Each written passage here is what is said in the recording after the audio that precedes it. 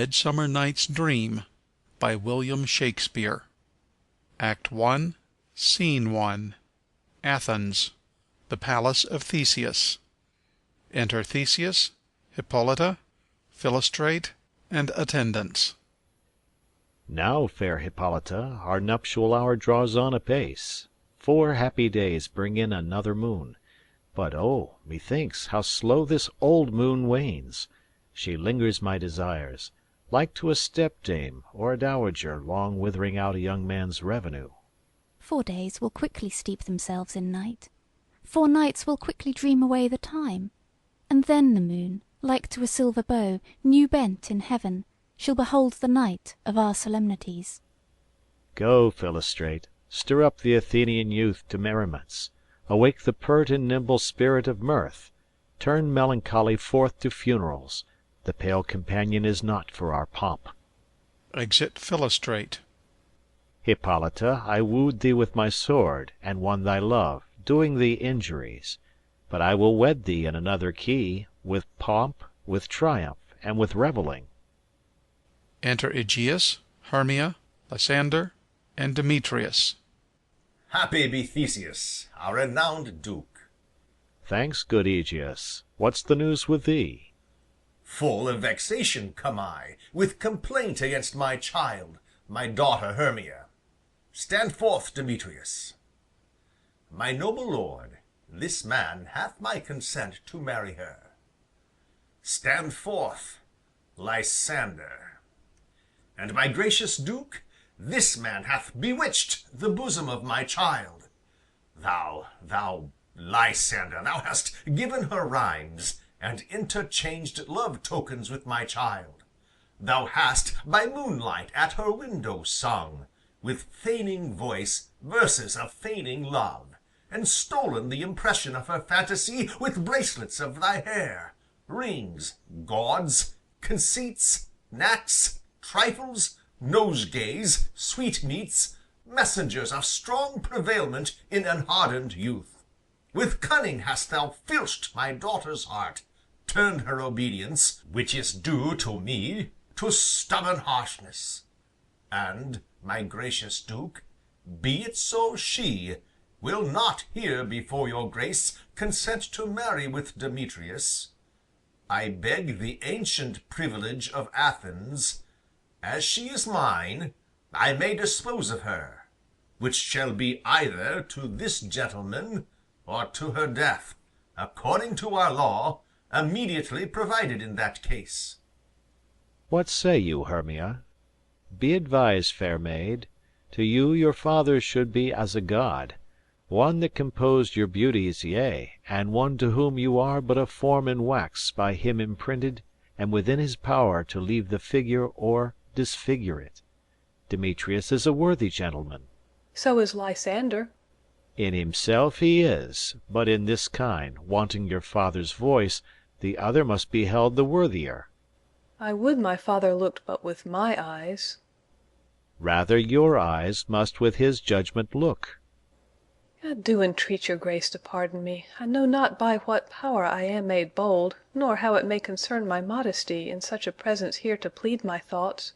But I beseech your grace that I may know the worst that may befall me in this case, if I refuse to wed Demetrius. Either to die the death, or to abjure forever the society of men. Therefore, fair Hermia, question your desires, know of your youth, examine well your blood, whether, if you yield not to your father's choice, you can endure the livery of a nun. For I to be in shady cloister mewed, to live a barren sister all your life, chanting faint hymns to the cold fruitless moon. Thrice blessed they that masters so their blood, to undergo such maiden pilgrimage. But earthlier happy is the rose distilled, than that which withering on the virgin thorn grows, lives, and dies in single blessedness. So will I grow, so live, so die, my lord, ere I will yield my virgin patent up unto his lordship, whose unwished yoke my soul consents not to give sovereignty. Take time to pause, and by the next new moon, the sealing day betwixt my love and thee, for everlasting bond of fellowship, Upon that day either prepare to die for disobedience to your father's will, or else to wed Demetrius, as he would, or on Diana's altar to protest for aye austerity and single life. Relent, sweet Hermia, and Lysander, yield thy crazed title to my certain right. You have her father's love, Demetrius. Let me have Hermia's. Do you marry him? Scornful Lysander, true, he hath my love, and what is mine my love shall render him. And she is mine, and all my right of her I do estate unto Demetrius. I am, my lord, as well derived as he, as well possessed. My love is more than his, my fortunes every way as fairly ranked, if not with vantage, as Demetrius. And, which is more than all these boasts can be, I am beloved of beauteous Hermia. Why should not I then prosecute my right?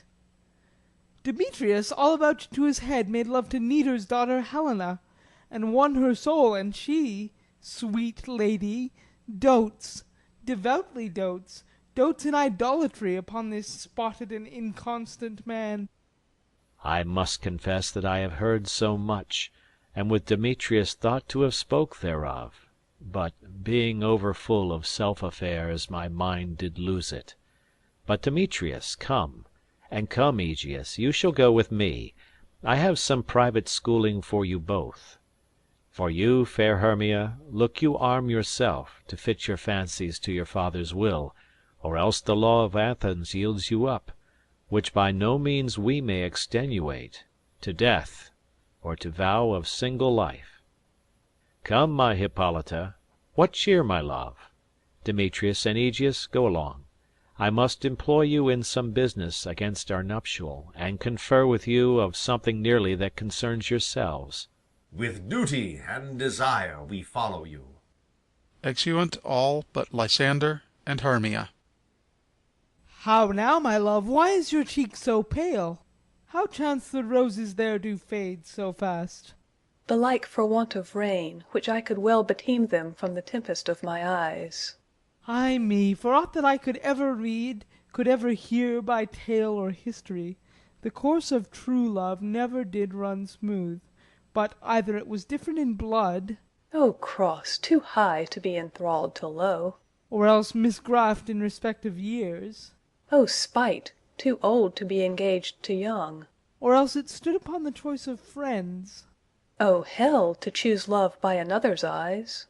or if there were a sympathy in choice, war, death, or sickness did lay siege to it, making it momentary as a sound, swift as a shadow, short as any dream, brief as the lightning and the collied night that in a spleen unfolds both heaven and earth, and ere a man hath power to say, Behold, the jaws of darkness do devour it up, so quick bright things come to confusion. If then true lovers have been ever crossed, it stands as an edict in destiny. Then let us teach our trial patience, because it is a customary cross, as due to love as thoughts and dreams and sighs, wishes and tears, poor fancy's followers. A good persuasion. Therefore hear me, Hermia. I have a widow aunt, a dowager, of great revenue, and she hath no child. From Athens is her house remote 7 leagues, and she respects me as her only son. There, gentle Hermia, may I marry thee.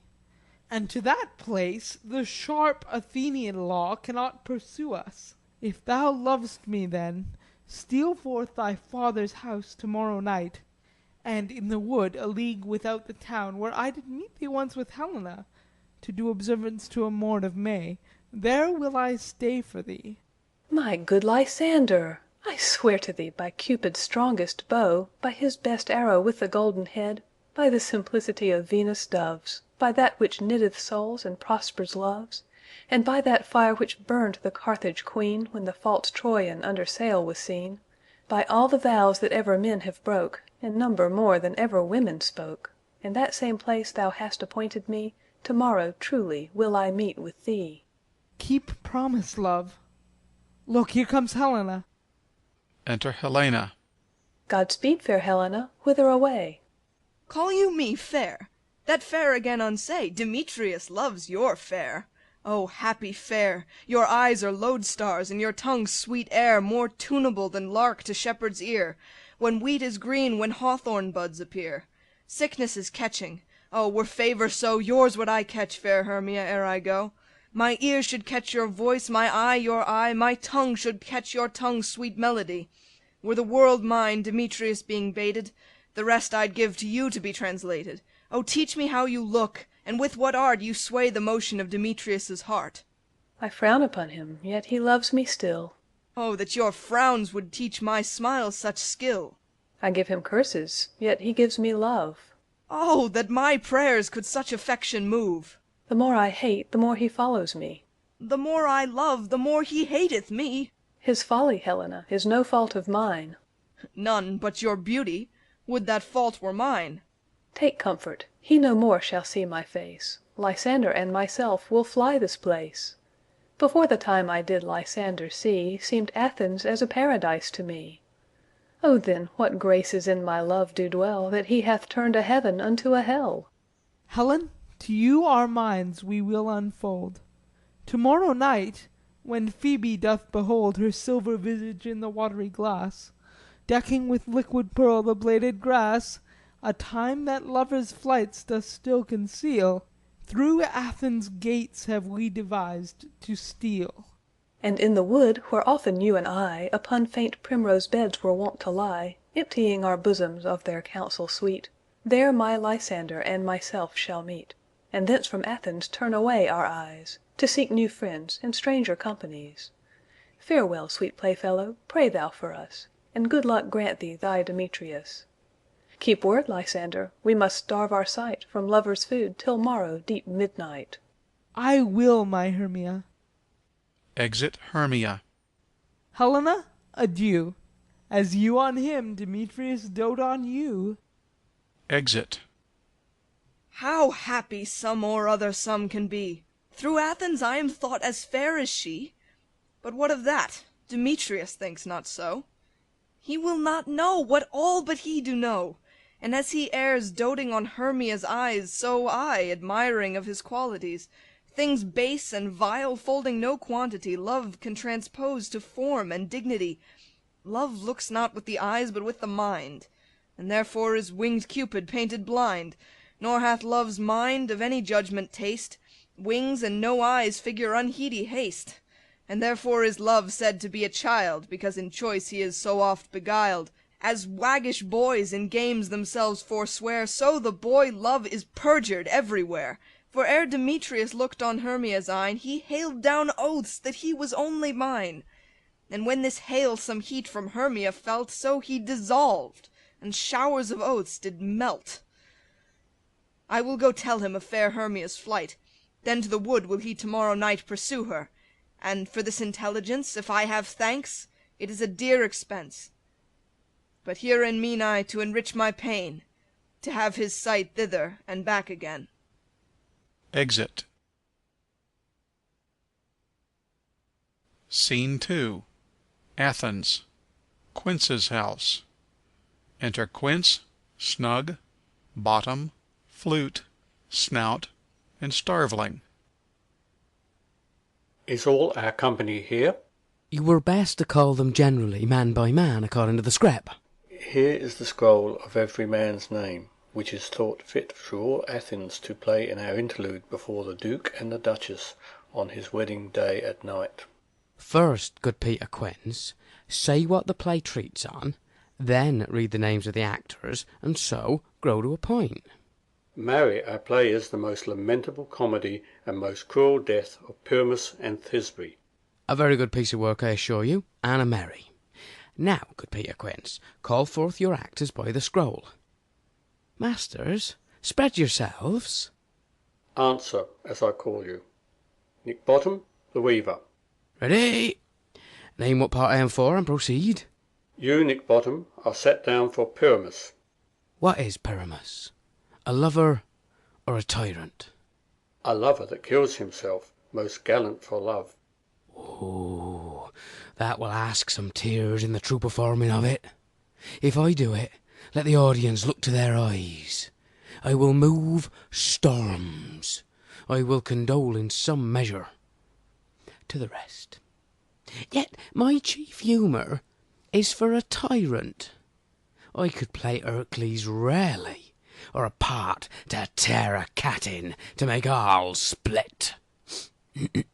The raging rocks and shivering shocks shall break the locks of prison gates, and Phoebus's car shall shine from far and make and mar the foolish fates.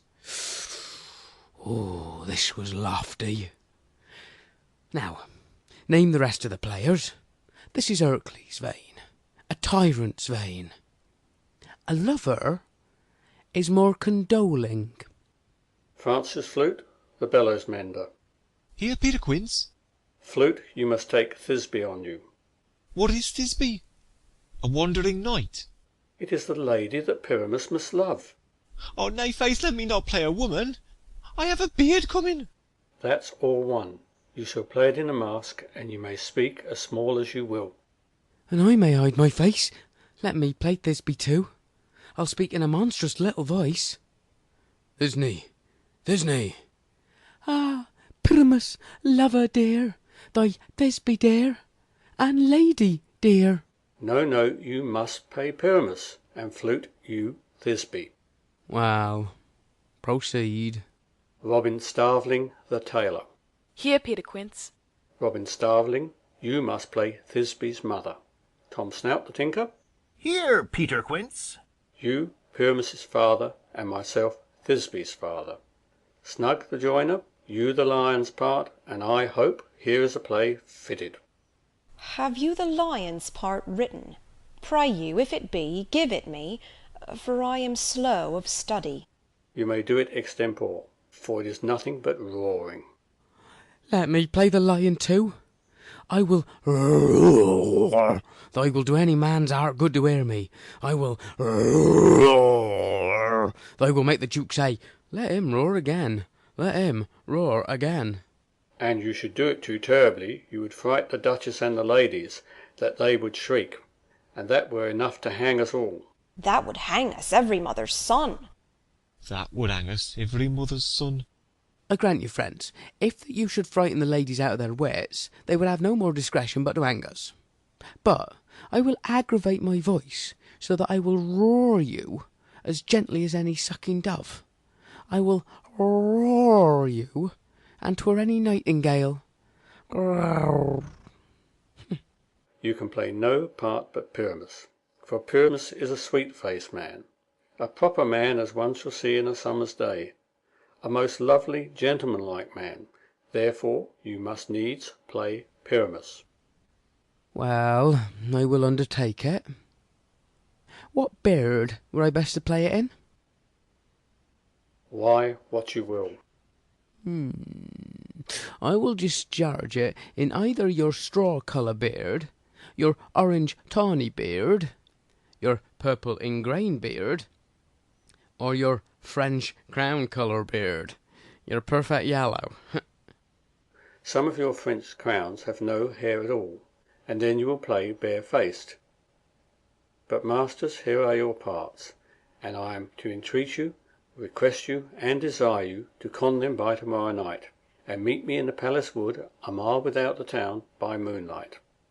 There we will rehearse, for if we meet in the city we shall be dogged with company, and our device is known.